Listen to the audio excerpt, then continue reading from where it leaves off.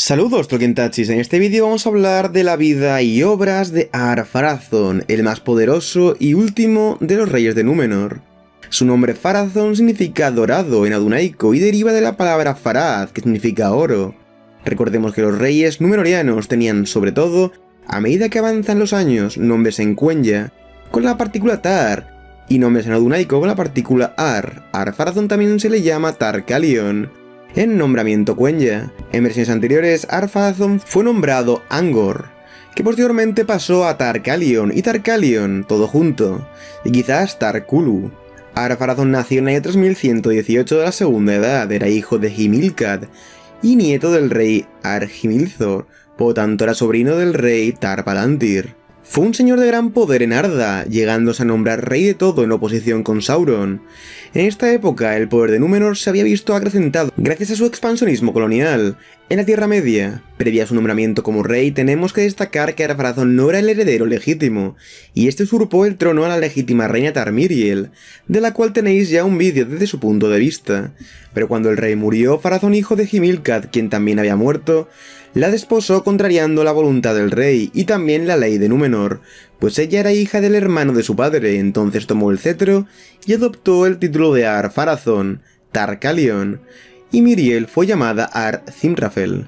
En el año 3255 de la Segunda Edad se casó por la fuerza con su prima Miriel, y se nombró rey de los Númenorianos. Este matrimonio iba en contra de las tradiciones de los Númenorianos, en lo relativo a la consanguinidad de los matrimonios entre parientes, más próximos a los primos de segundo grado. Ar-Pharazôn el Dorado fue el más orgulloso y poderoso de todos los reyes y no deseaba nada más que llegar a gobernar el mundo. El poder de Ar-Pharazôn pronto rivalizó con el poder de Sauron y ambos se nombraron reyes de Arda. La situación de Sauron en oposición a Númenor venía de lejos, y Sauron se estaba viendo asfixiado por las colonias númenorianas de la costa de la Tierra Media. Recordemos que los planes de Sauron para acabar con el grueso del poder élfico de la Tierra Media se había visto truncado casi 1500 años antes, cuando fue derrotado durante las guerras de Eriador y Eregion, por culpa del ejército númenoriano, y desde ese momento Númenor se había alejado de los Valar y los elfos, y estaba suponiendo un enemigo para Sauron por la superioridad de la Tierra Media. Pero Ar-Pharazôn aún conservaba la sabiduría suficiente para temer a los señores del oeste, y por tanto devolvió los pensamientos a la Tierra Media. Ahora bien, Sauron, que conocía las disensiones de Númenor, pensó cómo utilizarlas para cumplir su venganza. En consecuencia empezó a atacar los puertos y las fortalezas de númenorianos, e invadió las tierras costeras, que se encontraban bajo su dominio. Tal como preveía, aquello despertó la gran ira del rey, que decidió desafiar a Sauron el Grande por el dominio de la Tierra Media. 5 años se preparó a Ar-Pharazôn y por fin él mismo se hizo a la mar con la armada más grande jamás vista en el mundo. Si Sauron había pensado atraer así al rey a la Tierra Media y allí destruirlo, le salió mal, y Ar-Pharazôn desembarcó en Umbar, y tan grande era el esplendor y el poder de los númenorianos en el apogeo de su gloria, que bastó el solo rumor de su llegada para que todos los hombres acudieran a su llamada, y los obedecieran, y los sirvientes de Sauron huyeron. De hecho había fortificado la tierra de Mordor, y no tenía por qué temer ningún ataque. Pero ahora vacilaba, y ni siquiera Barad-dûr le parecía ya segura. Por tanto Sauron cambió de planes y recurrió a la astucia, se humilló y acudió a pie ante Ar-Pharazôn, y le rindió honores, y pidió perdón por sus ofensas. Y Ar-Pharazôn le perdonó la vida, pero le quitó todos sus títulos y lo hizo prisionero, y por fin se lo llevó a Númenor como rehén de la sumisión y fidelidad de cuantos le habían sido leales. Es este un destino cruel, dijo Sauron, pero los grandes reyes deben hacer su voluntad, y se sometió como por la fuerza, ocultando su deleite, pues las cosas habían sucedido según sus designios. Ahora bien, Sauron tenía mucha sabiduría y conocimiento, y sabía encontrar las palabras aparentemente razonables, que persuadían a todos salvo a los más cautos, y aún podía adoptar un aspecto hermoso cuando lo deseaba. Fue llevado prisionero a Númenor en el 3261 de la Segunda Edad, pero antes de 5 años había captado la atención del rey y tenía una gran influencia en su pensamiento. Los grandes reyes deben hacer su voluntad, ese era el contenido de todos sus consejos, y de todo cuanto el rey deseaba, decía que le pertenecía por derecho, y trazaba planes para obtenerlo. Entonces la oscuridad cayó sobre las mentes de los númenorianos, y odiaron a los guardianes, y renegaron abiertamente del único, que está por encima de todo, y se volcaron a la veneración del oscuro, y de Morgoth, el señor de la oscuridad. Edificaron un templo en la tierra, y allí hacían cosas malignas. pues atormentaban a los fieles que quedaban y los mataban o quemaban. En la Tierra Media hacían cosas similares, y las costas occidentales se llenaron de historias de terror, de modo que los hombres gritaban: ¿se ha convertido Sauron en rey de Númenor? Tan grande era su poder sobre los corazones de la mayor parte del pueblo, que de haberlo deseado tal vez hubiera podido tomar el cetro, pero lo único que quería era llevar a Númenor a la ruina. Por tanto le dijo al rey: solo una cosa te falta para ser el rey más grande del mundo, la vida imperecedera, que los poderes mentirosos te niegan por miedo y envidia en el oeste. Pero los grandes reyes toman lo que les corresponde por derecho, y Ar-Pharazôn meditó sobre estas palabras, pero durante un largo tiempo el miedo lo retuvo. Pero finalmente, incluso Ar-Pharazôn el Dorado, rey de reyes, después de haber vivido 192 años, sintió que se le acababa la vida, y tuvo miedo de la proximidad de la muerte, y la partida hacia la oscuridad que él había adorado.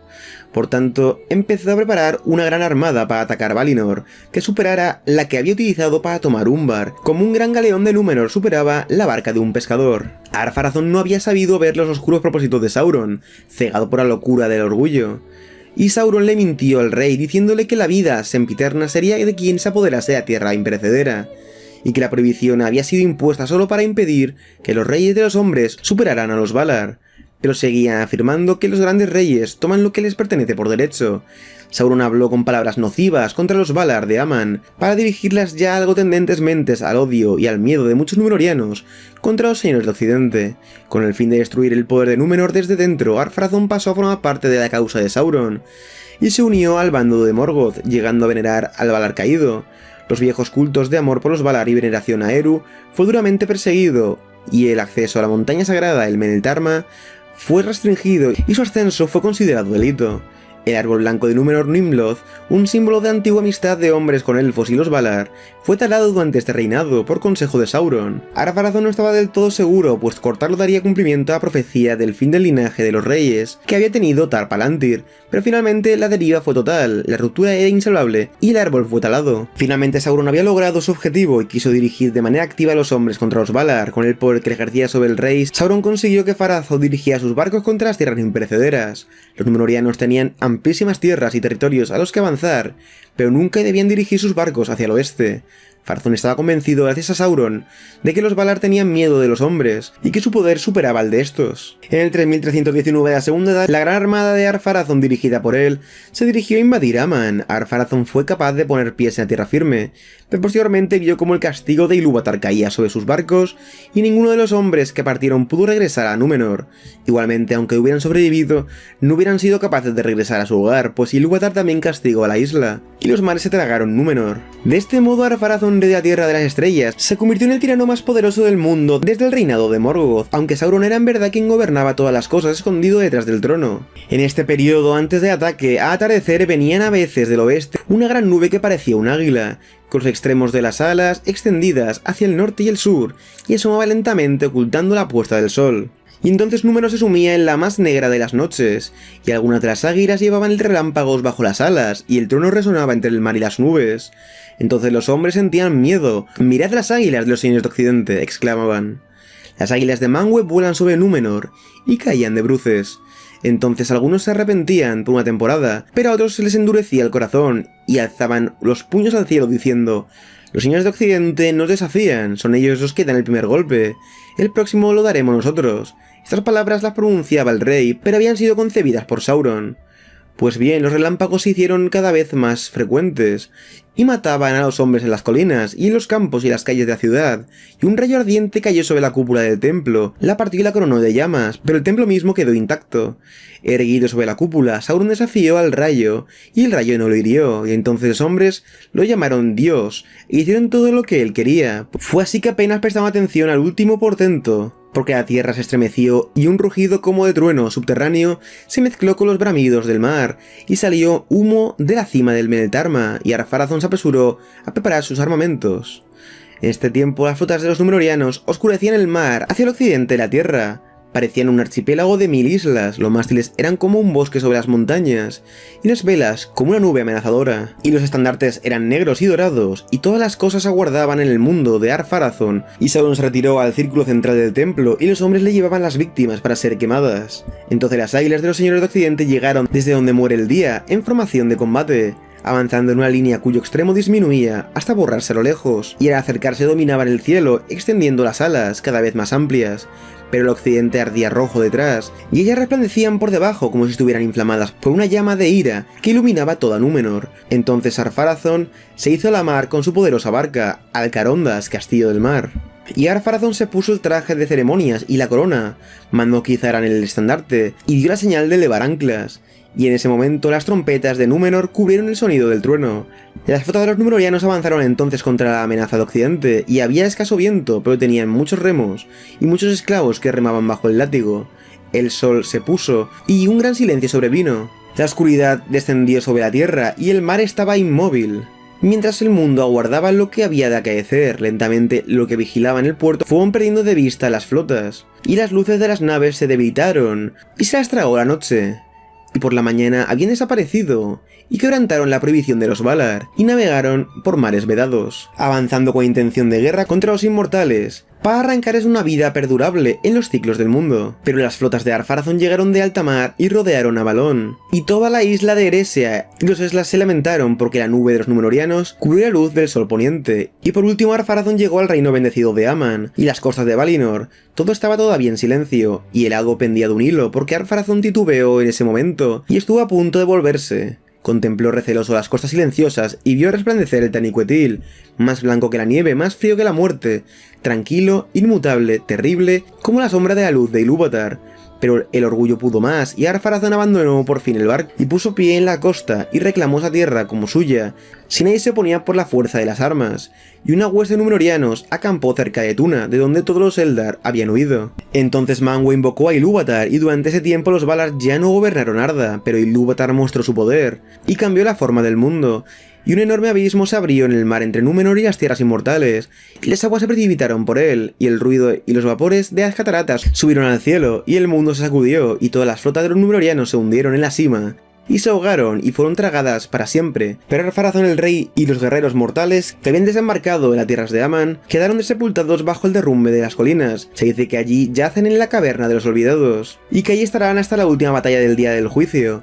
Pero la tierra de Aman y Eressëa de los Eldar fueron retiradas y llevadas para siempre más allá del alcance de los hombres, y Andor, la tierra del Don, Númenor de los reyes, Helena de la estrella de Elendil, fue destruida por completo porque estaba al este junto a la enorme grieta, y los cimientos se derrumbaron, y cayó, y se hundió en las sombras, y ya no existe, y no hay ahora sobre la tierra lugar alguno donde se preserve la memoria de un tiempo en el que no había mal, porque Ilúvatar hizo retroceder a los grandes mares al oeste de la Tierra Media, y las tierras vacías al este, y se hicieron nuevas tierras y nuevos mares, y el mundo quedó disminuido, pues Valinor y Eressëa fueron transportadas al reino de las cosas escondidas.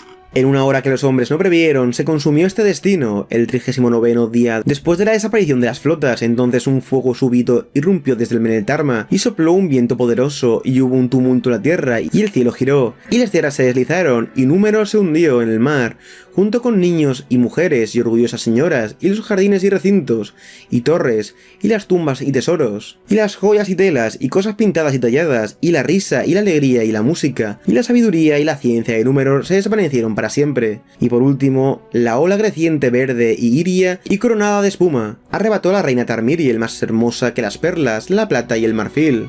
Demasiado tarde trató de subir los senderos empinados del Meneltarma hasta el sitio sagrado, pues las aguas la alcanzaron y el grito de ella se perdió en los bramidos del viento. Pero sea o no verdad que Amandil llegara a Valinor, la ruina de aquel día no alcanzó por gracia de los Valar a Elendil y a sus hijos, porque estos lideraban un grupo de fieles que consiguió sobreponerse a los pesares de la caída de Númenor y al temporal hasta que finalmente pudieron llegar a Tierra Media y fundar reinos propios que de ningún modo rivalizaban con el antiguo esplendor de Númenor, pero se enfrentarían posteriormente a Sauron finalmente en la Guerra de la Última Alianza. Se dice en versiones anteriores que Ar-Pharazôn era un hombre de gran belleza y fuerza, parecido a los primeros reyes, y de hecho en su juventud se asemejaba a los antiguos Edain también en Temple, aunque tenía más fuerza de voluntad que sabiduría, como después se vio, cuando fue corrompido por los consejos de su padre y la aclamación de su pueblo. En sus primeros días era muy amigo de Amandil, que después fue señor de Andunie, y amaba al pueblo de la casa de Valandil, con quien estaba emparentado a través de Ithilbeth, la madre de su padre.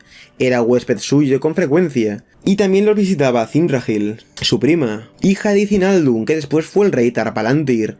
Elendil, el hermano de Amandil, la amaba, pero cuando vio a Pharazôn por primera vez, los ojos y el corazón de ella se volvieron hacia él, por causa de su belleza y también de su riqueza, pero se marchó y Thimrahil permaneció soltera. Y entonces sucedió que los pesares fatigaron a Tar-Palantir y murió, y como no tenía hijos, ella recibió el cetro del nombre de Tarmiriel por derecho y por la ley de los Númenóreanos. Pero Pharazôn apareció y se le dirigió, y ella se alegró y olvidó la lealtad hacia su padre, porque estaba enamorada de Pharazôn. Y en esto rompieron las leyes de Númenor, que prohibían el matrimonio incluso en la casa real, entre parientes más cercanos que primos en segundo grado, pero eran demasiado poderosos para que los contradijeran, y cuando estuvieron casados, Cynrahil entregó el cetro a Pharazôn, y él ocupó el trono de Elros, con el nombre de Ar-Pharazôn el Dorado, aunque ella conservó el título, que le correspondía por derecho, y fue llamada Ar-Cynrahil. Nada más que decir, espero que os haya gustado este vídeo sobre la vida de Ar-Pharazôn, y nos vemos en el siguiente. Hasta la próxima, y adiós.